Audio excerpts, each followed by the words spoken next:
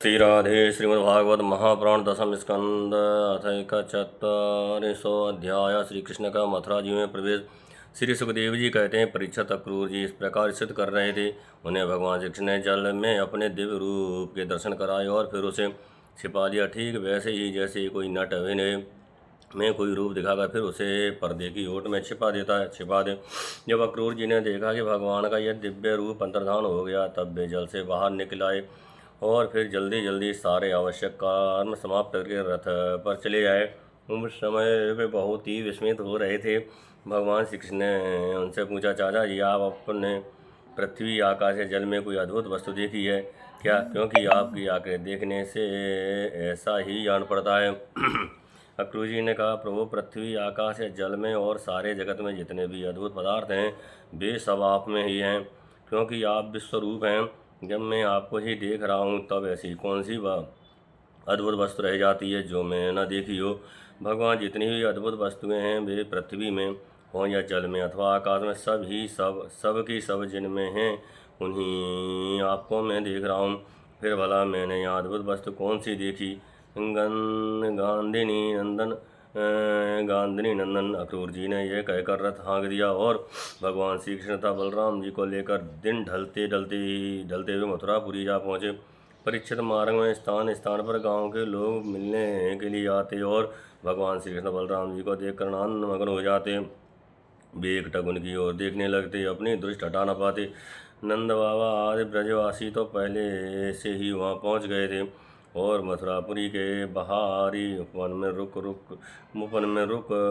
कर उनकी प्रतीक्षा कर रहे थे। उनके पास पहुंचकर जगदीश्वर भगवान श्री कृष्ण ने विनीत भाव से खड़े अक्रूर जी का हाथ अपने हाथ में लेकर मुस्कुराते हुए कहा, चाचा जी, आप रथ लेकर पहले मथुरापुरी में प्रवेश कीजिए और अपने घर जाइए। हम लोग पहले यहाँ उतर कर फिर नगर देखने के लिए आएंगे। अक्रूर जी ने कहा, प्रभु, आप दोनों के बिना मैं मथुरा में नहीं जा सकता। स्वामी, मैं आपका भक्त हूँ। भक्तवत्सल प्रभु, आप मुझे मत छोड़िए।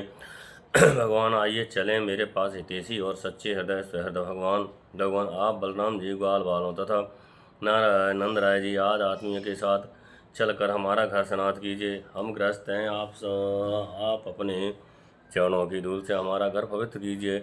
आपके चरणों की धोवन गंगा जल का शरणामृत से अगिन देवता पितर सब के सब तृप्त हो जाते हैं। प्रभु, आपके युगल चरणों को पखार कर महात्मा बल ने वह यश प्राप्त किया जिसका गान संत पुरुष करते हैं। केवल यश ही नहीं, उन्हें अतुलनीय ऐश्वर्य तथा वह गति प्राप्त हुई जो अनन्य प्रेमी भक्तों को प्राप्त होती है। आपके चरणों तक गंगा जी ने तीनों लोक पवित्र कर दिए। सचमुच वे मूर्तिमान पवित्र हैं। उन्हीं के स्पर्श से सागर के पुत्रों को सदगति प्राप्त हुई और उसी जल को स्वयं भगवान शंकर ने अपने सिर पर धारण किया। यदुवंश शिरोमणे, आप देवताओं के भी आराध्य हैं, जगत के स्वामी हैं। आपके गुण और लीलाओं का श्रवण तथा कीर्तन बड़ा ही मंगलकारी है। उत्तम पुरुष आपके गुणों का कीर्तन करते करते नारायण, मैं आपको नमस्कार करता हूँ। श्री भगवान ने कहा, चाचा जी, मैं दाऊ भैया के साथ आपके घर आऊँगा और पहले इस यदुवंशियों के द्रोही कंस को मारकर तब अपने सभी हृदय स्वजनों का प्रिय करूँगा। श्री सुखदेव जी कहते हैं, परीक्षित भगवान के इस प्रकार कहने पर अक्रूर जी कुछ मनमनी से हो गए। उन्होंने पुरी में प्रवेश करके संस से श्री कृष्ण और बलराम के ले आने का समाचार निवेदन किया और फिर अपने घर गए। दूसरे दिन तीसरे पहर बलराम जी और ग्वाल वालों के साथ भगवान श्री कृष्ण ने मथुरापुरी को देखने के लिए नगर में प्रवेश किया। भगवान ने देखा कि नगर के परकोटे में स्फटिक मणि बिल्लोर के बहुत ऊंचे ऊंचे गोपुर प्रधान दरवाजे तथा घरों में भी बड़े बड़े फाटक बने हुए हैं। उनमें सोने के बड़े बड़े किमाड़ लगे हैं और सोने के ही तोरण बाहरी दरवाजा बने हुए हैं। नगर के चारों ओर तांबे और पीतल की चार दीवारी बनी हुई है। खाई के कारण और कहीं से उस नगर में प्रवेश करना बहुत कठिन है। स्थान स्थान पर सुंदर सुंदर उद्यान और रमणीय उपवन, केवल स्त्रियों के उपयोग में आने वाले बगीचे शोभायमान है। सुवर्ण से सजे हुए चौराहे, धनियों के महल और उन्हीं के साथ के बगीचे, कारीगरों के बैठने के स्थान या प्रजा वर्ग के सभा भवन, टाउन हॉल और साधारण लोगों के निवास गृह नगर की शोभा बढ़ा रहे हैं। वैद्य और हीरे, स्फटिक, बिल्लोर, नीलम, मूंगे, मोती और पन्ने, आज से जड़े हुए छज्जे, चबूतरे, झरोखे एवं फर्श आज जगमगा रहे हैं। उन पर बैठे हुए कबूतर, मोर आदि पक्षी भांत भांत की बोली बोल रहे हैं। सड़क, बाजार, गली एवं चौराहों पर खूब छिड़काव किया गया है। स्थान स्थान पर फूलों के गजरे, जवारे, जोके, अंकुर, खील और चाव बिखरे हुए हैं। घरों के दरवाजों पर दही और चंदन आदि से चर्चित जल से भरे हुए कलश रखे हैं और वे फूल, दीपक, नई नई कोंपलें, फल सहित केले और सुपारी के वृक्ष छोटी छोटी झड़ी झंडियों और रेशमी वस्त्रों से भलीभांत सजाए हुए हैं। परीक्षित, वासुदेव नंदन भगवान श्री कृष्ण और बलराम जी ने ग्वाल वालों के साथ राजपथ से मथुरा नगरी में प्रवेश किया। उस समय नगर की नारियां बड़ी ही उत्सुकता से उन्हें देखने के लिए झटपट अटारियों पर चढ़ गईं। किसी किसी ने जल्दी के कारण अपने वस्त्र और गहने उल्टे पहन लिए। किसी ने भूल से कुंडल, कंगन आदि जोड़ से पहने जाने वाले आभूषणों में से एक ही पहना और चल पड़ी। कोई एक ही कान में पत्र नामक आभूषण धारण कर पाई थी तो किसी को एक ही पाँव में पाजे पहन रखा था। कोई एक ही आँख में अंजन आँच पाई थी और दूसरी में बिना आँचे ही चल पड़ी। कई रमणियाँ तो भोजन कर रही थीं तो हाथ का कौर फेंक कर चल पड़ी। सबका मन उत्साह और आनंद से भर रहा था। कोई कोई उपटन लगवा रही थीं, वे बिना स्नान किए हुई दौड़ पड़ी। जो सो रही थीं वे कोलाहल सुनकर उठ खड़ी हुईं और उसी अवस्था में दौड़ चलीं। जो माताएं बच्चों को दूध पिला रही थीं उन्हें गोद से हटाकर भगवान श्री कृष्ण को देखने के लिए चल पड़ी। कमल नयन भगवान श्री कृष्ण मत वाले गजराज के समान बड़ी मस्ती से चले आ रहे थे। उन्होंने लक्ष्मी को भी आनंद करने वाले श्यामचंद्र विग्रह से नर नारियों के नेत्रों का बड़ा आनंद दिया और अपनी विलासपूर्ण प्रगल्भ हंसी तथा प्रेम भरी चितवन से उनके मन चुरा लिए। मथुरा की स्त्रियां बहुत दिनों से भगवान श्री कृष्ण की अद्भुत लीलाएं सुनती आ रही थीं। उनके चित्त चिरकाल से श्री कृष्ण के लिए चंचल व्याकुल हो रहे थे। आज उन्होंने उन्हें देखा। भगवान श्री कृष्ण ने भी अपनी प्रेम भरी चितवन और मंद मुस्कान की सुधा से सींच कर उनका सम्मान किया। परीक्षित, उन स्त्रियों ने नेत्रों के द्वारा भगवान को अपने हृदय में ले जाकर उनके आनंदमय स्वरूप का आलिंगन किया। उनका शरीर पुलकित हो गया और बहुत दिनों की विरह व्याधि शांत हो गई। मथुरा की नारियां अपने अपने महलों की अटारियों पर चढ़कर बलराम और श्री कृष्ण पर पुष्पों की वर्षा करने लगीं। उस समय उन स्त्रियों के मुख कमल प्रेम के आवेग से खिल रहे थे। ब्राह्मण, क्षत्रिय और वैश्यों ने स्थान स्थान पर दही, अक्षत जल से भरे पात्र, फूलों के हार, चंदन, भेंट की सामग्रियों से आनंद मगन होकर भगवान श्री कृष्ण और बलराम जी की पूजा की।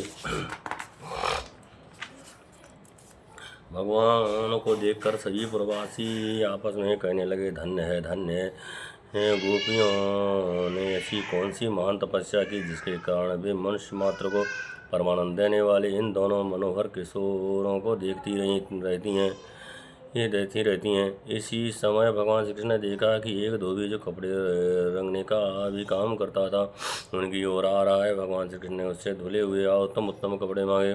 भगवान ने कहा, भाई तुम हमें ऐसे वस्त्र दो जो हमारे शरीर में पूरे आ जाएं। वास्तव में हम लोग उन वस्त्रों के अधिकारी हैं। इसमें संदेह नहीं है कि यदि तुम हम लोगों को वस्त्र दोगे तो तुम्हारा परम कल्याण होगा। परीक्षित, भगवान सर्वत्र परिपूर्ण है, सब कुछ उन्हीं का है, फिर भी उन्होंने इस प्रकार मांगने की लीला की। परंतु वह मूर्ख राजा कंस का सेवक होने के कारण मतवाला हो रहा था। भगवान की वस्तु भगवान को न देना तो दूर रहा, उसने क्रोध में भरकर आपेश करते हुए कहा, तुम लोग रहते हो सदा पहाड़ और जंगलों में, क्या वहाँ ऐसे ही वस्त्र पहनते हो?